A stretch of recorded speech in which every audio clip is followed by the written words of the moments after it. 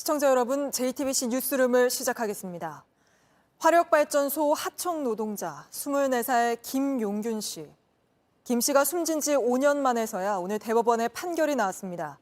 김 씨의 죽음에 원청인 한국서부발전, 그리고 당시 서부발전의 대표이사까지 책임이 있느냐가 쟁점이었는데 결론은 서부발전도 그 대표이사도 모두 무죄였습니다. 김 씨의 죽음은 원청의 책임을 강화하고 기업 대표의 잘못까지 따지게 하는 중대재해처벌법을 만드는 출발점이 됐지만 정작 김 씨의 사건에선 소급 적용되지 않았습니다. 위험의 외주화를 알린 죽음이었지만 끝내 원청에 그 책임을 묻지는 못한 겁니다. 먼저 여도현 기자가 보도합니다. 상고를 기각한다. 이 한마디가 아들 죽음의 책임을 묻기 위해 5년을 싸워온 어머니가 오늘 대법원에서 들은 전부입니다. 비참하고 참담했습니다. 너무 억울했습니다. 죽지 않고 다치지 않고 일할 수 있는 환경을 만들기 위해서 하는 거 아닙니까? 함께 일한 동료도 눈물을 쏟았습니다. 용균아, 정말 미안. 죽도록 싸웠다. 우리는 저들을 용서하지 않을 거야. 그리고 다시 싸울 거야. 지켜봐줘. 서부발전소에서 하청업체 소속으로 일하던 김용균 씨는 2018년 12월 석탄 운송용 컨베이어 벨트에 끼어 숨졌습니다. 조사 결과 회사의 안전조치가 미비했던 것으로 드러났습니다. 검찰은 2020년 8월 원하청 기업과 임직원 14명을 재판에 넘겼습니다. 1심과 2심 모두 원청은 죄가 없다고 했습니다. 현장 작업 방식을 알기 어렵고 작업 환경을 점검할 직접적 의무가 없다고 본 겁니다. 대법원도 원심의 판단을 그대로 받아들여 서부발전소 김병숙 전 대표에 대해 무죄를 확정했습니다. 법원은 그 실체를 보지 못했습니다. 위탁계약이라는 원하청 관계라는 그 형식에 눈이 먼 것입니다. 하청업체 대표에 대해서도 위험성을 고의로 방치한 것이라 보기 어렵다는 원심 판단에 잘못이 없다며 금고 1년에 집행유예 2년을 확정했습니다. 고 김용균 씨 사건으로 원청 책임을 인정하는 중대재해처벌법이 지난해 1월부터 시행됐지만 이 사건 이후 법이 만들어져 정작 이번엔 적용되지 않았습니다. JTBC 여도현입니다. 고 김용균 씨의 안타까운 죽음은 더 이상 이런 죽음은 없어야 한다는 국민적 공감대를 불러일으키며 중대재해처벌법을 만들겠습니다.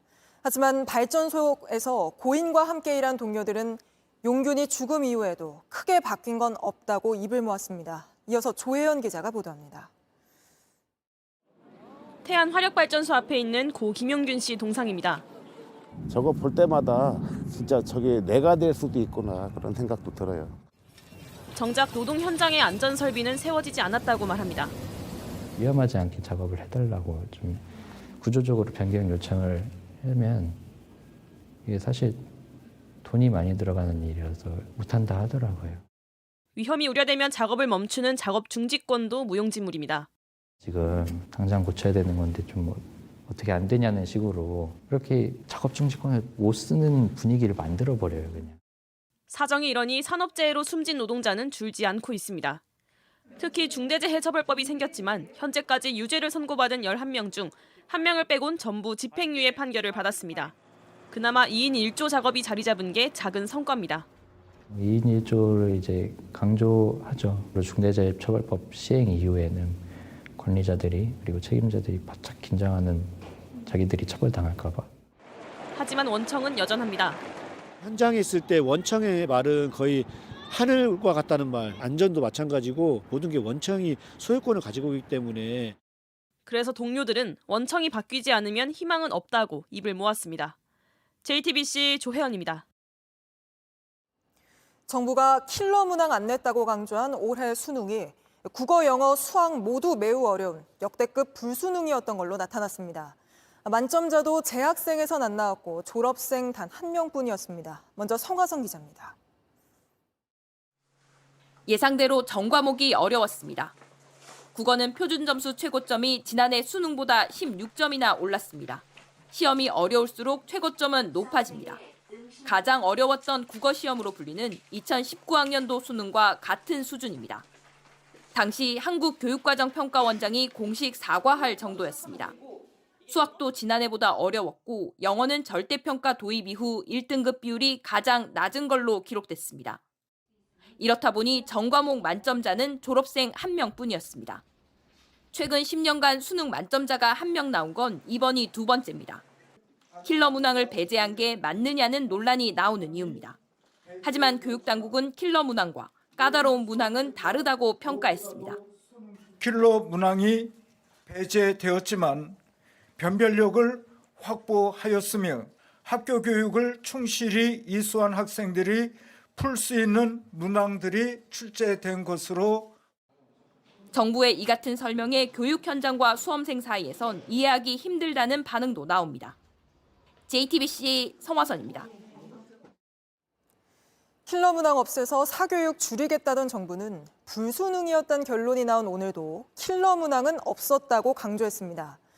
킬러 문항이 있었느냐 없었느냐도 논란거리지만 다 떠나서 이렇게 수능이 어려우면 학원 안 찾기 어렵다는 반응이 당장 나옵니다. 계속해서 임예은 기자입니다. 정부는 킬러 문항을 배제한 이유를 사교육비 경감과 수험생의 부담을 완화하기 위해서라고 했습니다. 사교육 유발의 그 정점에 있는 문제를 제거하는 것입니다. 하지만 역대급 불수능으로 불리며 문제가 더 까다로워져 사교육행을 막을 수 있겠냐는 비판의 목소리가 나옵니다. 여전히 공교육만으로 대비할 수 없는 문제 출제로 인해 학생들은 더욱더 사교육에 의존할 수밖에 없으며 고스란히 수험생과 학부모의 입시 고통으로 이어지게 됩니다. 수험생들 반응도 비슷합니다. 반대로 생각보다 킬러가 없진 않다고 느껴가지고 좀 킬러 문제를 대비하기 위해서도 학원을 다닐 필요가 있다고 느꼈어요. 상대평가인 현 제도에선 킬러 문항 배제가 큰 효과를 보지 못할 거란 분석도 나옵니다. 상대평가를 전제로 하는 순간은 사교육과의 관계성을 얘기하는 것은 어느 쪽이 유리하다고 얘기할 수는 없습니다. 그 사이에서 또 불안감이 조성되고 불수능이 사교육을 더 부추길 수 있었던 가능성을 교육부도 언급했지만 받을지 말지는 개인적인 판단이란 말로 넘겼습니다. 부분들 저희도 충분히 학생들이나 학생들의 수준이라든지 또 능력에 따라서 사교육에 관련된 부분에 유혹이 있을 거라는 생각을 합니다만 그 부분은 개인적인 판단이고. 교육부는 사교육 쏠림을 막기 위해 문제 유형이나 예시 등을 충분히 설명하겠다고 했습니다. JTBC 임예은입니다. 무서울 정도로 많은 권한을 받았다던 국민의힘 혁신위가 42일 만에 별다른 성과 없이 조기 해산했습니다. 강서구청장 선거에서 진 뒤 당 지도부는 혁신위를 통해 쇄신하는 모습을 국민들에게 보여주겠다고 했지만 결국은 지도부 중진들 불출마하거나 험지 출마한 혁신위와 싸우는 모습만 보여줬다는 지적이 나옵니다. 류정화 기자입니다. 강서구청장 선거 패배 후 출범했던 국민의힘 혁신위가 24일로 예정된 기한을 채우지 못하고 조기 해산했습니다. 인효한 혁신위원장은 줄곧 충돌했던 당 지도부를 향해 뼈 있는 말로 과제를 넘겼습니다. 정치가 얼마나 험난하고 어려운지 또 알아볼 수 있는 그런 기회를 주셔서 많이 배우고 나갑니다. 50%는 성공했다고 생각합니다. 나머지 50%는 당에 맡기고. 그리고 곧장 김기현 대표가 전권을 주겠다고 했는데 전권이 아니라 무권이라고 평가했던 안철수 의원을 찾았습니다.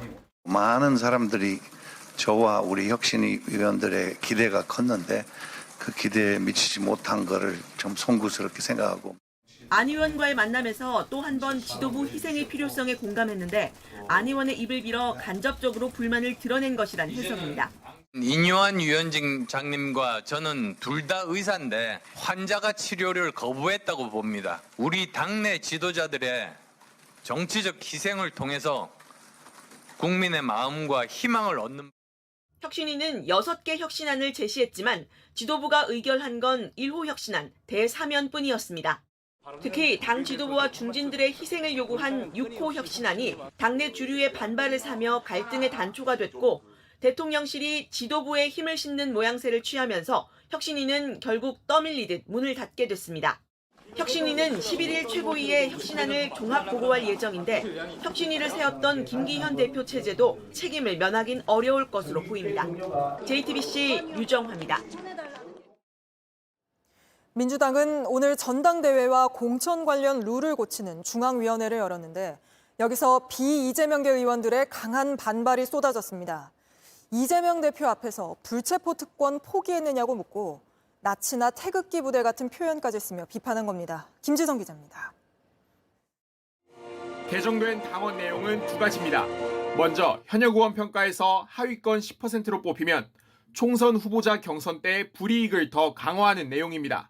경선에서 얻은 표 중 감산 비율을 20%에서 30%로 늘리기로 했습니다. 또 차기 당대표와 최고위원 등을 뽑는 전당대회의 투표 반영 비율도 바꿨습니다. 대의원과 권리당원의 반영 비율을 조정해 권리당원의 한 표 가치를 3배 이상 높였습니다.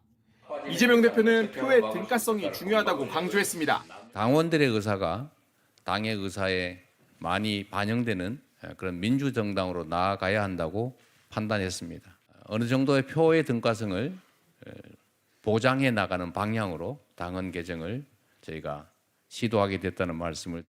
비명계 의원들은 권리당원 비중이 높은 이른바 개딸들의 영향력이 커지면 포퓰리즘이 당을 좌우할 것이라며 강하게 반발했습니다. 직접민주주의가 특히나 정치 권력과 결합할 때 그것은 완전히 그 포퓰리즘과 정치 권력의 결합으로 나치 그리고 정당에서도 봤습니다. 황교안 자유한국당 대표와 태극기 부대와의 결합. 총선을 코앞에 두고 현역 의원 평가 룰을 바꾸는 게 무리란 비판도 나왔고 불체포 특권 포기 같은 안건은 왜 집어넣지 않느냐는 지적도 나왔습니다. 김은경 혁신이 어떻게 생각하십니까? 1호가 뭐였습니까? 불체포 특권을 포기하겠다 했습니까? 우리 이재명 당대표부터 그렇게 하셨습니까? 반발에도 불구하고 개정안은 67%의 찬성으로 가결됐습니다. 당 지도부와 비명계의 갈등은 총선 공천을 놓고 더욱 불붙을 전망입니다. JTBC 김지성입니다. 실종자 수색 도중 순직한 고 최상병 사건. 당시 지휘관이었던 임성근 전 해병대 1사단장이 자신은 물에 들어가지 말라고 지시했는데 부하들 탓에 사고가 났다고 주장해 진실 공방으로 번지고 있습니다. 이 사건을 수사하다 항명죄로 기소된 박정훈 대령 재판에서 이런 진술서를 낸 건데 박 대령은 수사 외압을 밝히겠다고 했습니다. 김재현 기자입니다. 첫 공판을 앞두고 해병대 전후의 회원들과 함께 군사법원 앞에 선 박정훈 대령은 자신의 무고를 주장했습니다. 국방부 검찰단의 무도한 수사와 기소로 인해 군사재판을 받게 되었습니다. 저의 무고를 밝히고 정의가 살아있음을 규명토록 하겠습니다. 군 검찰은 최상병 사건의 경찰 이첩을 미루라는 상부 지시를 어겼다며 지난 10월 박 대령을 항명 등의 혐의로 불구속 기소했습니다. 박정훈 대령은 오늘 법정에서 사안의 본질은 최상병 사건의 수사 결과를 축소, 왜곡하라는 대통령실과 국방부의 불법적인 명령이라고 강조했습니다. 군 검찰이 본질은 외면한 채 자신에게 항명 혐의를 더 씌웠다는 취지입니다. 사령관의 이첩 보류 지시도 없었고 있었더라도 수사의 독립성을 침해하기 때문에 항명은 성립하지 않는다는 입장도 재확인했습니다. 재판부는 오늘 김계환 해병대 사령관과 외압 의혹이 불거진 유재은 국방부 법무관리관 등 12명을 증인으로 채택했습니다. 이런 가운데 임성근 전 해병대 1사단장이 최상병 사고의 책임을 부하들에게 떠넘기는 듯한 내용의 진술서를 군사법원에 제출한 것으로 확인됐습니다. 자신은 장병들에게 물속에 들어가라는 지시를 한 적이 없다며 수색 관련 메시지가 잘못 해석되거나 왜곡 전달된 나머지 부하가 오해해 최상병 등을 안전조치 없이 투입했을 가능성이 높다고 주장했습니다. JTBC 김재현입니다.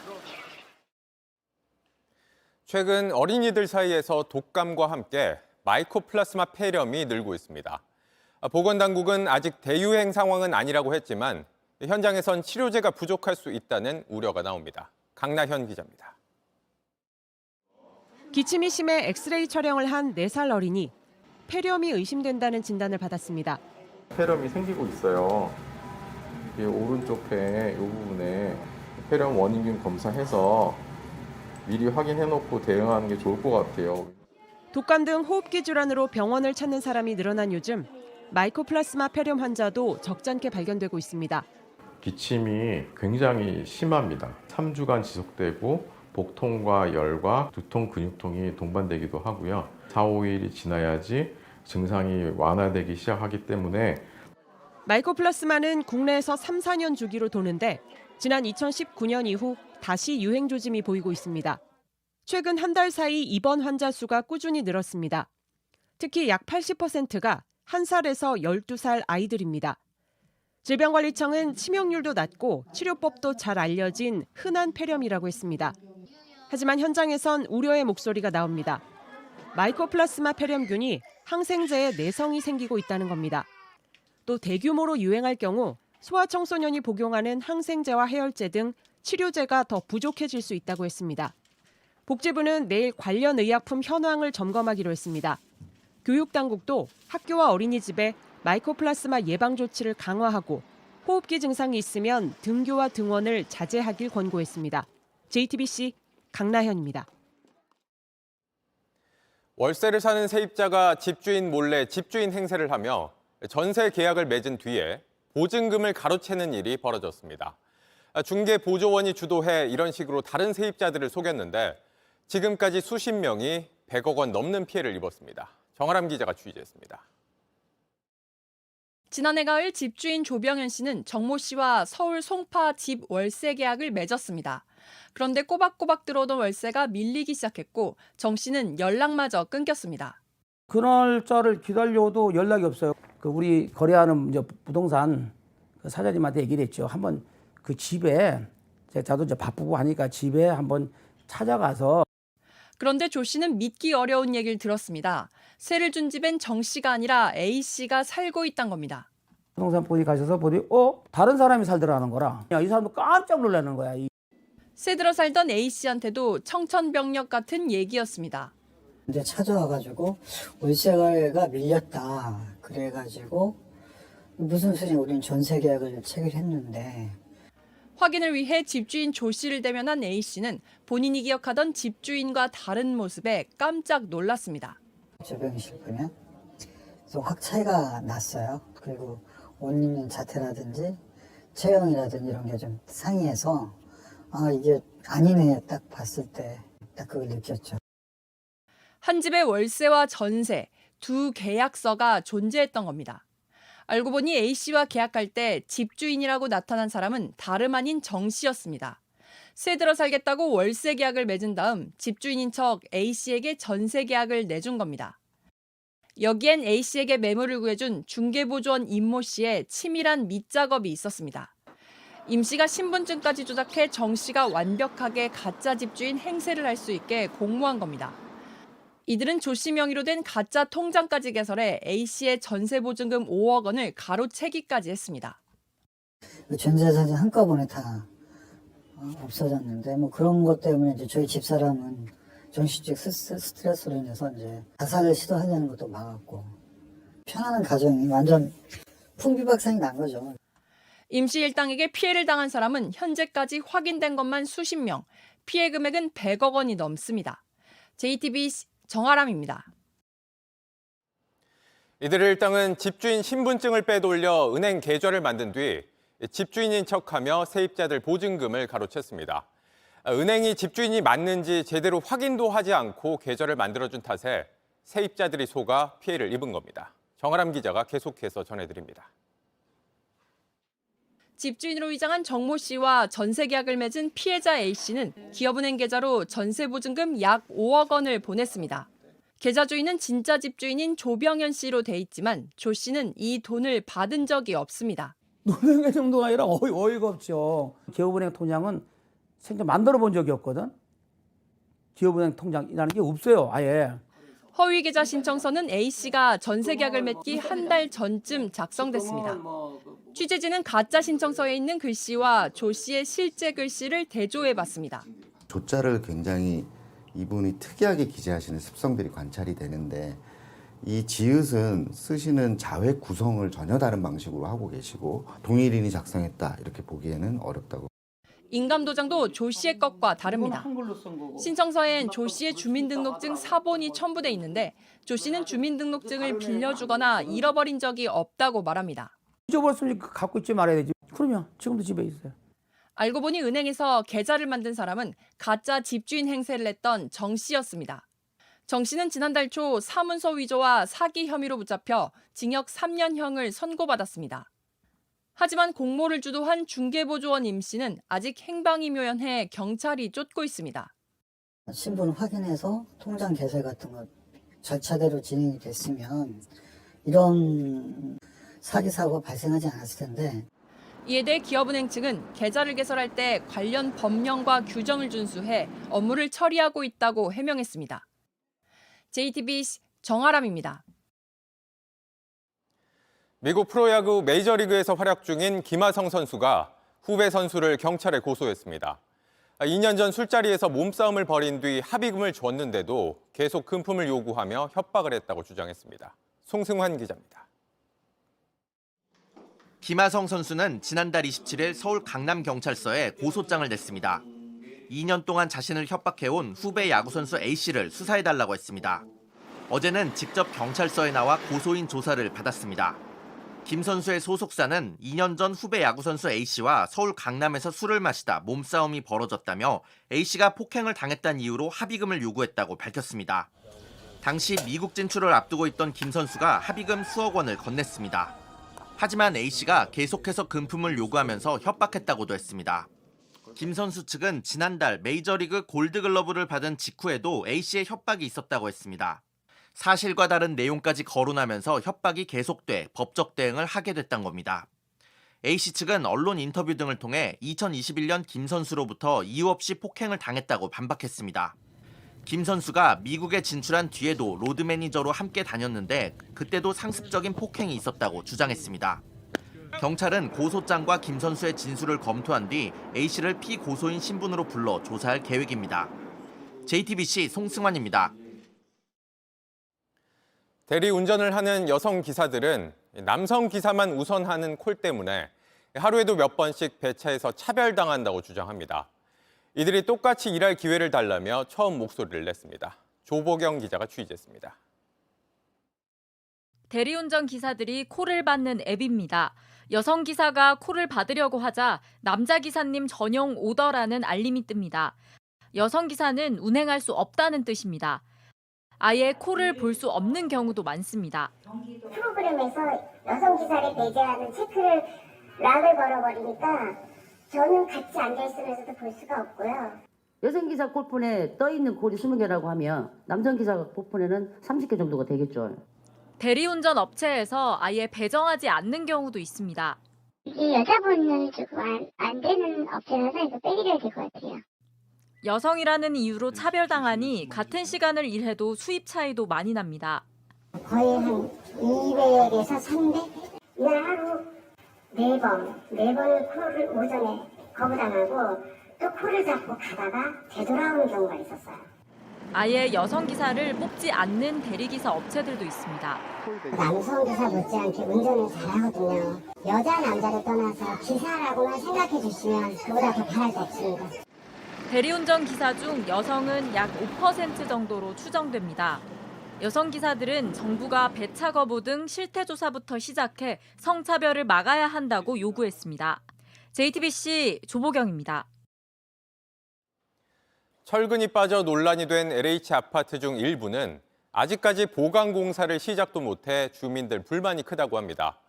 저희가 취재해보니 LH가 필요한 자료도 안 주면서 늑장으로 대응하기 때문이었습니다.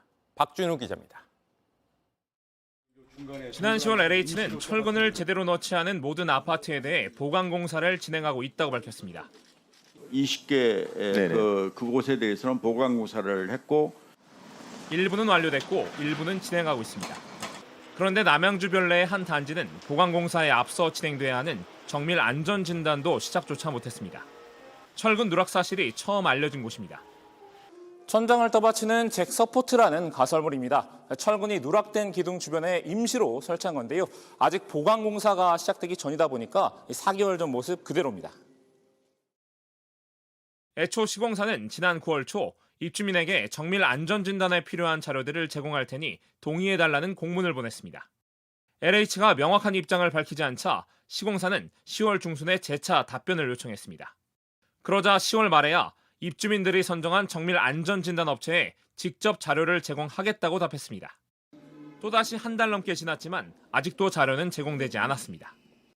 구조 데이터를 바탕으로 이 안전진단 업체한테 그거를 데이터를 넘겨달라고 하고 있는데 지금 그거를 계속 LH에서는 정보공개법인가요? 그걸 핑계로 계속 LH는 입주민들과 조속히 협의하겠다면서도 다만 일부 데이터는 영업 비밀에 해당해 제공이 어렵다는 입장입니다.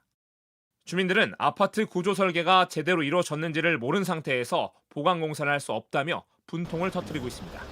JTBC 박준우입니다. 어젯밤 부산에서 이렇게 구슬만한 크기의 우박이 쏟아졌습니다. 천둥 번개와 함께 우박이 갑자기 떨어져 부산 시민들 화들짝 놀랐는데 구석찬 기자가 전합니다. 기관총 소리처럼 사방이 요란합니다. 하늘에서 얼음 알갱이가 쏟아지고 번쩍번쩍 번개가 칩니다. 꽝 소리 나오고 미사일 떨어진 것 같아서 전쟁 나가 그냥 그래서. 우박은 달리는 차량 안에서도 위험을 느낄 만큼 세찼습니다. 해운대 해수욕장 앞 도로는 1분도 채 안 돼 하얗게 변했습니다. 기습적으로 내린 우박에 시민들은 머리를 보호하며 걸음을 재촉합니다. 처마 밑에 몸을 피한 사람들이 하나둘 늘어납니다. 제가 여기 60년생인데 이때까지 한 번도 이런 일이 없었는데 강아지도 너무 놀라고 저도 너무 아팠어요. 막 이때 건물로 뛰어들어가서. 우박은 강한 비바람을 타고 서쪽 낙동강 일대부터 동쪽 해운대까지 5분가량 부산 곳곳에 쏟아져 내렸습니다. 어젯밤 9시쯤 부산에 내린 우박은 지름 0.5cm 안팎으로 웬만한 구슬만 했습니다. 기상청은 차가운 공기를 동반한 기압골이 통과하면서 평년보다 높은 기온 속 따뜻한 공기가 상승한 영향 때문으로 분석했습니다. 공기가 좀 강하게 올라가게 되면 내려오다가 다시 올라가면서 점점 얼면서 덩어리가 커지거든요. 비슷한 시각 인근 경남 창원과 사천 등에서도 우박이 떨어졌습니다. 이례적인 우박의 기습에 시민들은 밤 시간 가슴을 졸였습니다. JTBC 구석찬입니다. 메가시티 문제로 부딪혔던 서울시와 경기도가 이번엔 교통카드 문제로 충돌했습니다. 서울시가 추진하는 무제한 교통카드에 김포시도 들어가기로 하자 경기도가 정치적 목적의 교통정책 활용하는 거 아니냐고 강하게 반발한 겁니다. 조소희 기자입니다. 오세훈 서울시장과 김병수 김포시장이 함께 교통카드를 들고 웃습니다. 서울시가 추진하는 한 달 6만 5천 원에 서울 지하철과 버스 등 대중교통을 무제한 탈 수 있는 기후 동행 카드입니다. 수도권을 오가는 광역버스나 서울 밖에서 탄 지하철은 포함이 안 돼 한계가 있었습니다. 김포가 이 기후 동행 카드 이용에 동참하기로 한 겁니다. 오 시장은 김 시장에게 동지라는 표현까지 썼습니다. 공식적으로 우리 동지를 과시하겠습니다. 교통카드 협약을 위해 만났지만 김포시 서울 편입 얘기도 또 나왔습니다. 시민들 혜택을 확대시켜 나가는 계기가 될 거라고 보고요. 추후에 이제 행정구역까지도 좀 일치시킬 수 있는. 그러자 김포시 상급 지자체인 경기도가 발끈했습니다. 그런 정치적 논리나 목적에 의해서 더군다나 서울 확장 그 정책의 일부분으로 이 교통비 지원 정책이 활용되는 거 아닌가 그런 의구심과 그러면서 도내 다른 지자체들이 서울 기후 동행 카드에 동참하는 걸 막지는 않겠지만 예산 지원은 없을 거라고 못 박았습니다. 서울 메가시티 문제로 기싸움을 벌여온 서울과 경기도가 교통카드 문제로 또 마찰을 빚는 모양새입니다. 이런 가운데 김포시는 이달 안에 서울 편입을 위한 첫 단계인 주민투표를 진행하겠다며 행정안전부에 건의하겠다 밝혔습니다. JTBC 조소입니다. 유엔 사무총장이 이스라엘과 하마스의 휴전을 촉구하며 자신이 쓸 수 있는 가장 강력한 수단, 유엔 헌장 99조를 52년 만에 발동했습니다. 하지만 이스라엘은 무차별 공격을 멈출 기미를 보이지 않고 있습니다. 정종훈 기자입니다. 병원 바닥에도 침대에도 아이들이 어지럽게 누워 있습니다. 머리를 다친 갓난 아이를 누일 곳을 찾지 못해 결국 보호자가 안아듭니다. 실려온 가족을 보며 엉엉 울고 부모를 찾아 병원을 헤매기도 합니다.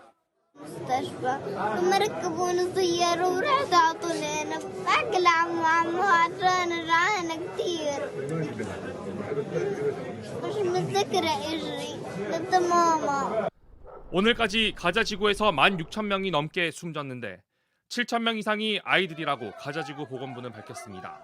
살아남아도 심각한 부상을 입거나 가족들이 숨지는 불운을 피하기 어려워 이런 신조어까지 생긴 지 오래입니다. There's an acronym that is unique to the Gaza Strip, and it's WCNSF. Wounded Child, No Surviving Family. 이스라엘은 하마스 지도자를 곧 잡을 것이라며 공격을 정당화했습니다. 국제사회 우려에도 꼼짝 않는 이스라엘을 향해 유엔 사무총장은 유엔 헌장 99조를 발동했습니다. 유엔 안보리 이사국들에게 가자 지구 사태 해결을 위한 구체적인 행동을 촉구한 겁니다. 1971년 인도 파키스탄 분쟁 이후 52년 만인데 안보리가 유엔 수장의 요구에 어떤 답을 내놓을지 주목됩니다. JTBC 정종문입니다. 북한 어머니 대회에서 눈물까지 흘렸던 김정은 위원장이 이번엔 어머니들을 상대로 효도 관광을 마련했습니다.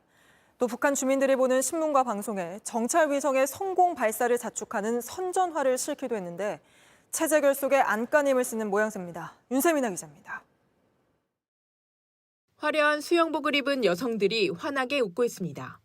평양 문수 물놀이장을 찾은 북한의 어머니들입니다.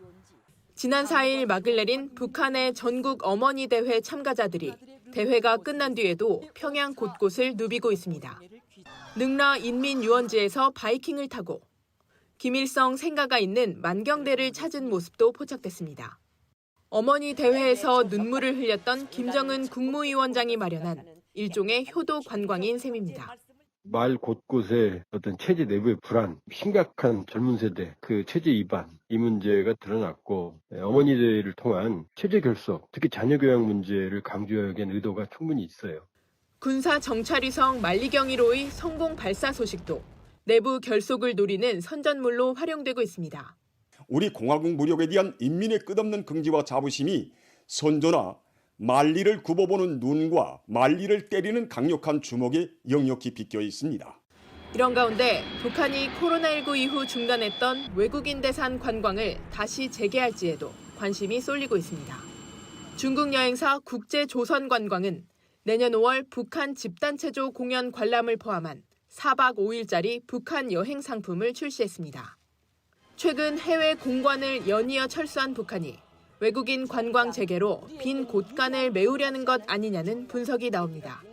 JTBC 윤세민입니다. 일본이 이르면 내후년부터 아이가 셋 이상인 가정은 아이들 대학 무료로 다닐 수 있게 해줄 전망입니다. 아이 더 낳으라고 파격적으로 무상 대학 카드까지 내놓은 건데 일본은 우리보단 출산율이 훨씬 높은 나라죠. 도쿄에서 김연애 특파원이 전해왔습니다. 일본 정부가 오는 2025년부터 아이가 셋 이상인 다자녀 세대의 대학 교육 무상화를 추진하기로 했습니다. 일본 정부는 지금껏 연간 수입이 약 3,400만 원보다 낮은 다자녀 가구에만 대학 수업료를 면제해왔는데 아이의 소득 제한을 없애기로 한 겁니다. 4년제 전문대 무관하게 대학 학비는 모두 지원할 테니 아이를 더 낳으라는 겁니다. 일본 국민들은 이 소식을 반겨합니다. すごく将来ね安心して何人兄弟も作る希望を持てるのでいいと思います。ありがたい。 출산 장려책은 더 있습니다. 중학생 자녀까지 주던 아동수당을 고등학생으로 넓히는 등 아이 키우는 가구에 돈을 더 주기로 한 겁니다. 도쿄도 역시 내년부터 소득과 상관없이 공립은 물론 등록금이 비싼 사립고까지 400만 원을 지원하겠다고 나섰습니다. 이런 배경엔 위기감이 깔려 있습니다. 2030年代に入るまでが少子化傾向を反転できるかどうかのラストチャンスです。 지난해 일본 합계 출산율은 1.26명으로 우리나라보다 높지만 결혼하지 않고 아이도 안 낳는 추세가 빨라지면서 현재 1억 2,400만 명 수준인 일본 인구는 2050년 이후엔 1억 명 이하로 떨어질 전망입니다. 도쿄에서 JTBC 김현예입니다.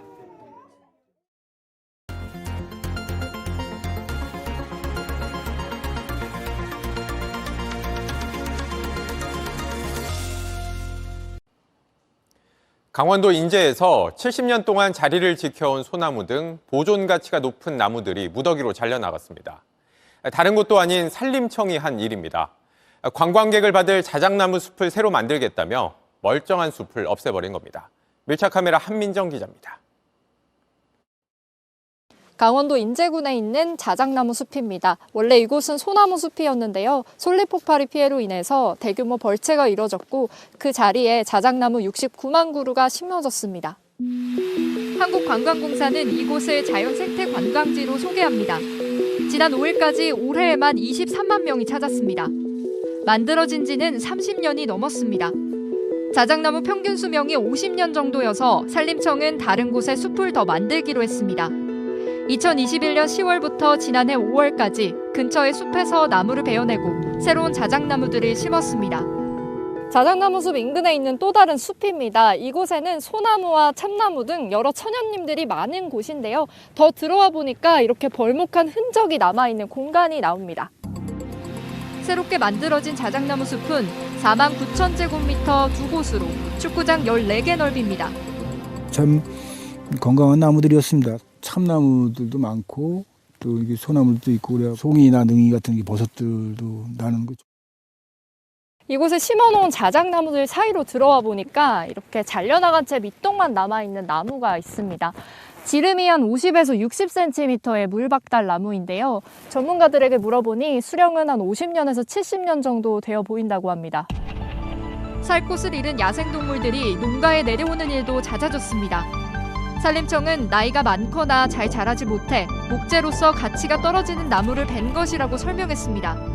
하지만 전문가들은 다르다고 입을 모읍니다. 신갈, 물박달, 소나무가 이렇게 어우러져 있는 이런 숲들이 많지 않기 때문에 국립공원이나 보호구역에서만 볼 수 있는 그런 숲이기 때문에 보존 가치가 높은 한 종류의 나무만을 심는 게 문제란 지적도 나옵니다.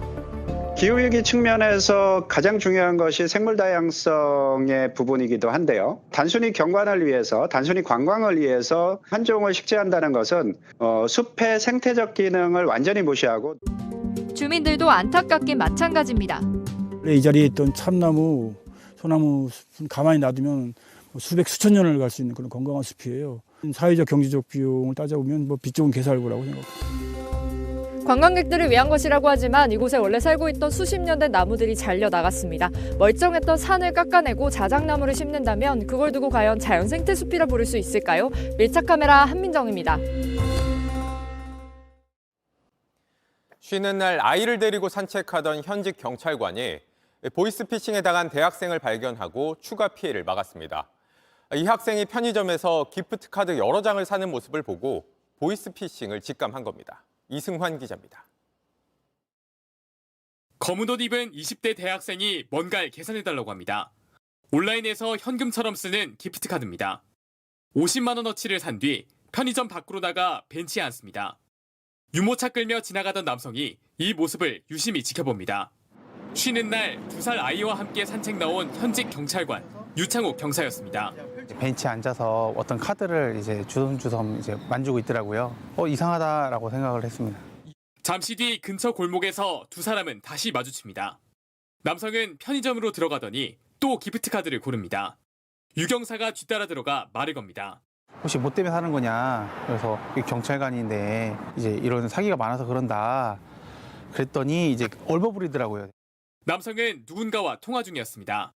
유 경사가 휴대전화를 건네봤습니다. 바로 끊었습니다. 전화를 하려고 하는데 이제 바로 아무 말 안 하고. 이 대학생 보이스피싱 범죄의 피해자였습니다. 검사를 사칭한 사기꾼에게 기프트카드 150만 원어치를 이미 보냈고 200만 원어치를 더 사려 했던 상황이었습니다. 제가 그런 수사 경험도 있었고 하도 이제 피해를 많이 발생하다 보니까 그냥 무의식적으로 그렇게 관여한 것 같다고. 경찰관의 빠른 판단 덕에 학생은 장학금을 일부나마 지켰습니다. JTBC 이승환입니다. 강원 속초 해수욕장에는 만든 지 1년 남짓한 대관람차가 있습니다. 그런데 속초시가 대관람차 전축 과정에서 위법 행위들이 발견됐다며 철거를 통보했고 운영업체가 반발하면서 서로 다투고 있습니다. 조승현 기자가 취재했습니다. 느릿느릿 돌아가는 거대한 관람차. 15분 타는 동안 아파트 22층 높이까지 오릅니다. 아이들이 좀 무서워할 것 같긴 한데 높이 올라가가지고 바다 멀리 볼 수 있어서 기분 좋을 것 같고 지난해 3월 문을 연 뒤로 지금까지 100만 명 넘게 다녀갔습니다. 평일인데도 많은 사람들이 대관람차를 타러 오고 있습니다. 그런데 얼마 뒤면 운영이 중단될 수 있다고 합니다. 감사원 감사와 행정안전부 감찰에서 여러 위법 사항이 적발됐기 때문입니다. 우선 업체 선정 과정에서 특정 업체에 특혜준 혐의로 전임 속초시장과 공무원이 수사받고 있습니다. 관광지로 지정된 곳에만 설치할 수 있는 대관람차는 지정구역 넘어 104장에 반 이상 걸쳐 있습니다.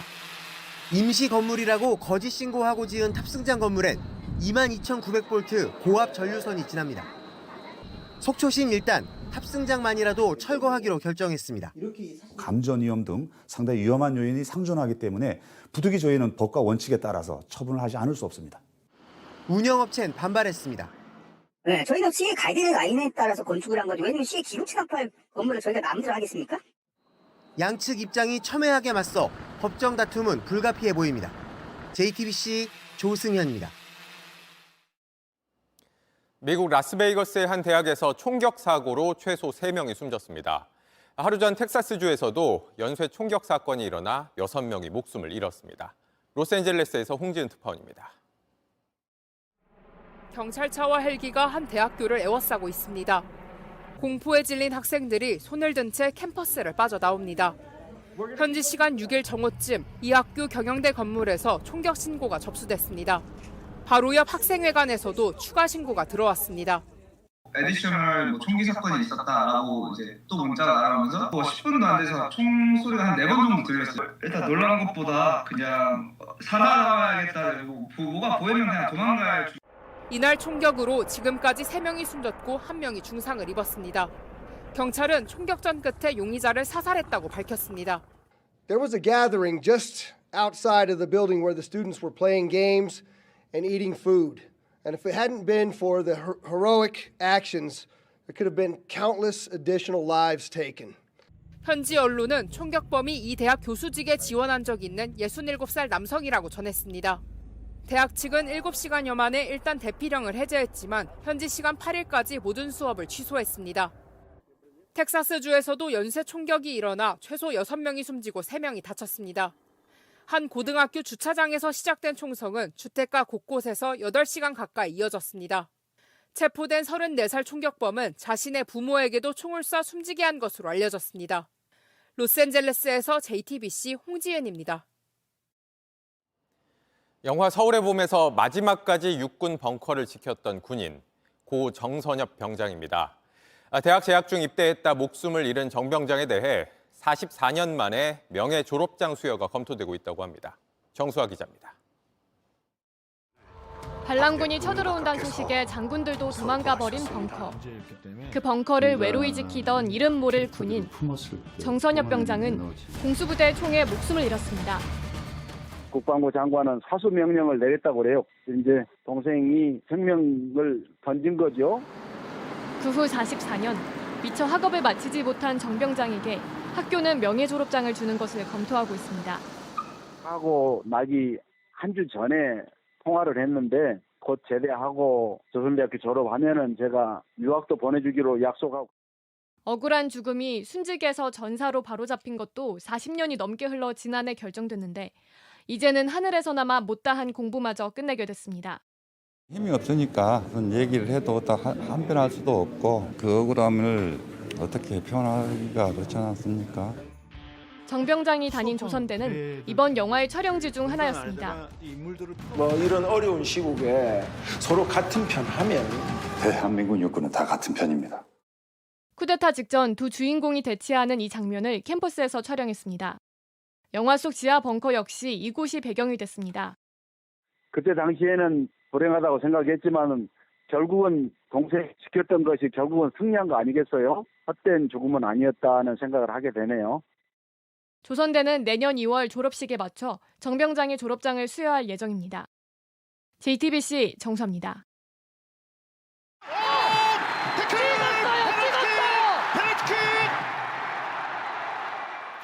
그럴 의도가 아니었다는 듯 수원FC 이승우 선수가 손을 내줬습니다. 곤란한 표정인데요. 결국 심판은 또 한 번의 옐로우 카드를 듭니다. 경고 누적으로 퇴장하고 말았습니다. 부산의 라마스 페널티킥으로 동점골을 만들었습니다. 수원FC는 다시 한번 페널티킥으로 내주면서 역전패를 당했는데요. 이승우가 한 경기 남은 승강 플레이오프마저 나서지 못하게 되면서 수원FC는 벼랑 끝에 몰렸습니다. 어떤 반전을 준비하고 있을까요?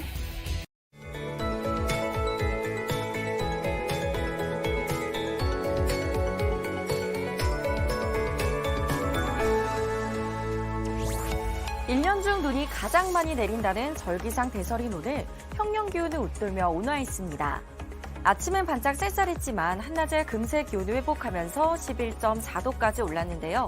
내일은 오늘보다 더 포근하겠습니다. 내일 아침 서울이 7도로 오늘보다 6도가량 높겠고요. 한낮에도 16도로 초봄만큼 온화하겠습니다. 다만 10도 안팎의 큰 일교차는 주의하셔야겠습니다. 아직도 동해안을 중심으로 건조특보가 발효 중인데요. 내일은 바람도 강하게 불겠습니다. 순간 초속 20에서 25m 이상의 강풍이 예상돼 산불 등 화재 사고에 유의하셔야겠습니다. 내일 전국 하늘 대체로 맑은 가운데 공기도 깨끗하겠고요. 강원 북부 지역만 밤한때 빗방울이 스치겠습니다. 내일 아침 기온 청주 5도, 전주 창원 7도가 예상되고요. 낮 기온은 청주 부산 19도, 광주는 20도까지 오르겠습니다. 당분간 겨울답지 않게 포근하겠고요. 다음 주는 전국 곳곳에 비 예보가 많겠습니다. 날씨였습니다. 뉴스룸 저희가 준비한 소식은 여기까지입니다. 시청해주신 여러분 고맙습니다.